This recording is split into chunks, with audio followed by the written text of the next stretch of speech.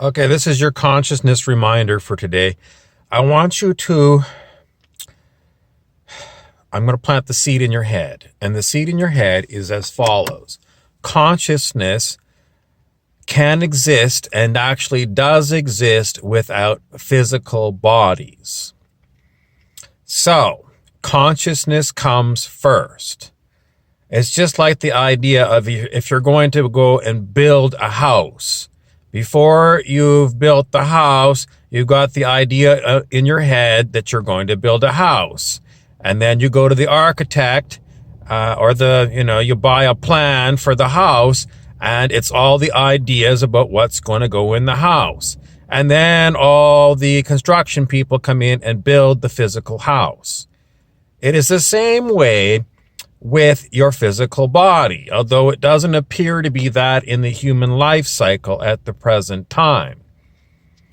But I want you to get this in your head. The consciousness idea of creating a human body comes before the human body manifests. Same way as my house example.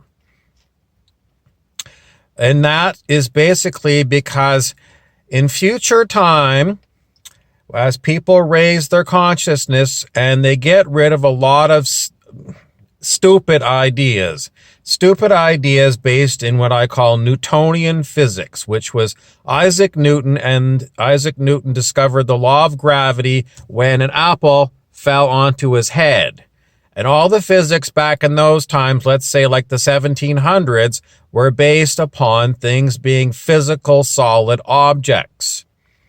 Now, around the time of 1900 and early 1900s, when quantum physics was discovered and explored, that scientists started to realize that everything that we think is physical isn't.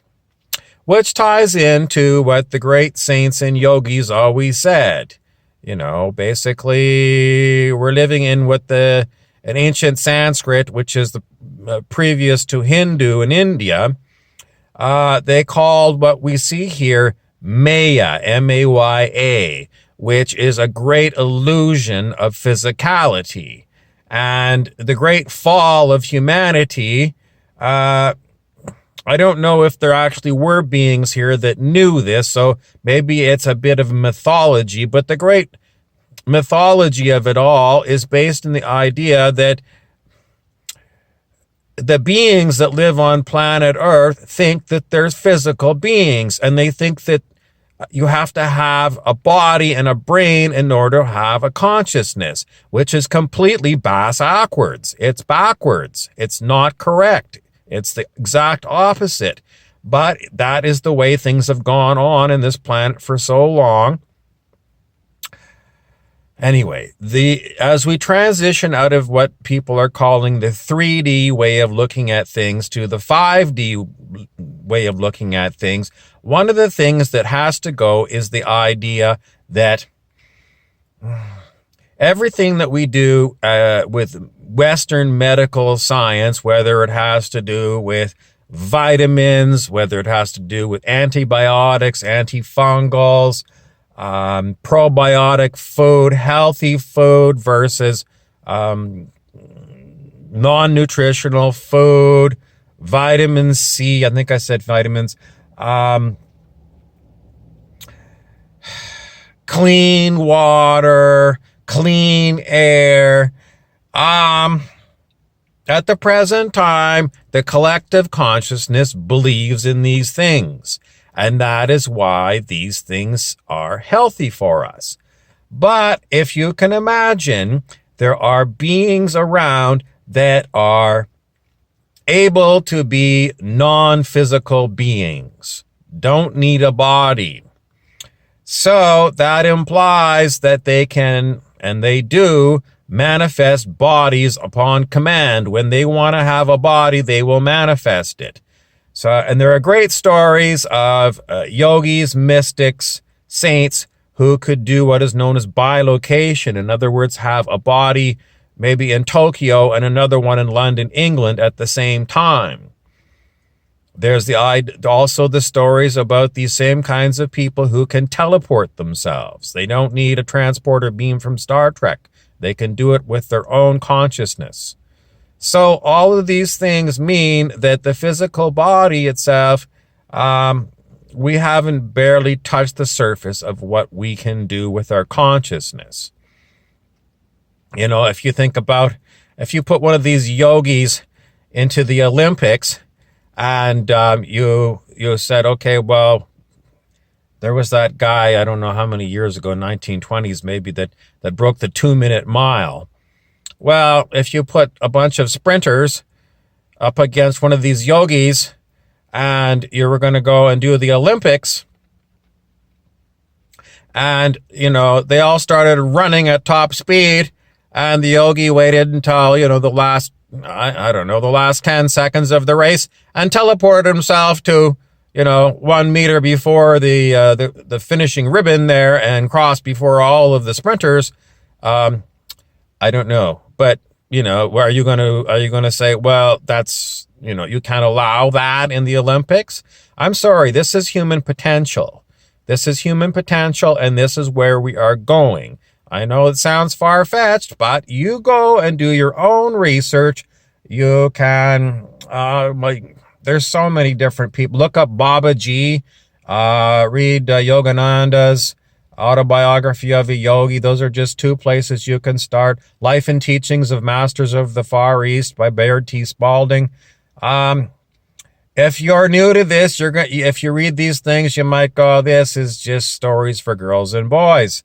And that's where everyone starts. That's where I started too. It was like doubting Thomas. This is as crazy can be.